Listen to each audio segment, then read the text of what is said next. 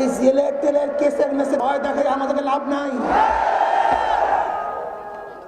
যদি অন্যায় করে থাকি জেলে দেন, আপত্তি নাই, কিন্তু অন্যায় যদি না করি আর জেলে ঢুকেবার দুঃসাহস দেখান, তাহলে বাংলাদেশের জনগণ ইনশাআল্লাহ সেই দুঃসাহসের আঘাত করবে, ইনশাআল্লাহ। কি কথা ঠিক না? যেই দিন এই হাতের মধ্যে হ্যান্ডকাপ লাগবে অন্যায় ভাবে, সেই দিন বাংলাদেশের জনগণ এই হ্যান্ডকাপে ছিঁড়ে ফেলবে ইনশাআল্লাহ। আবার ৭১ কায়েম হবে, আবার ইসলামী হুকুমত কায়েম হবে।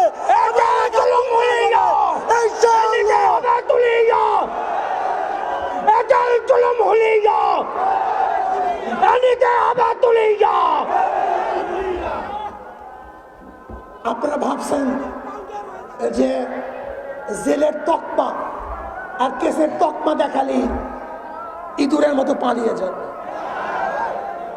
ইঁদুরের বাচ্চা পালাতে পারে, শিয়ালের বাচ্চা পালাতে পারে,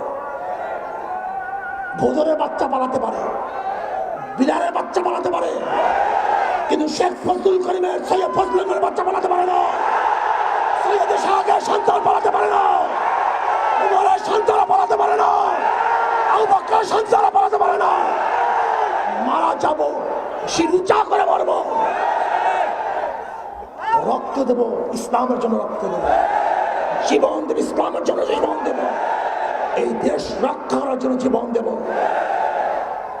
সাম্য, মানবিক মর্যাদা, ন্যায় বিচার প্রতিষ্ঠিত করার জন্য প্রয়োজনে রক্ত দেবে ইনশাআল্লাহ। নারায়ে তাকবীর, নারায়ে তাকবীর। আমি শেখ হাসিনা সরকারকে বলবো, আপনি সতর্ক থাকুন, আপনি সতর্ক থাকুন। আপনি চীনের দিকে ঝুঁকে যাওয়ার কারণে, আপনি চীনের দিকে ঝুঁকে যাওয়ার কারণে আজকে মোদী সরকার সহ্য করতে পারছে না। মোদী সরকার সহ্য করতে পারছে না। ব্যালেন্স রাখার জন্য আজকে সবাই চিন্তা করতেছে কি করব, না জানি কি হয়, অমুক হয় তমুক হয়। আমি আপনাকে বলবো, শেখ হাসিনা সরকারকে বলবো, আপনি কি জানেন 15 আগস্ট কেন হয়েছিল?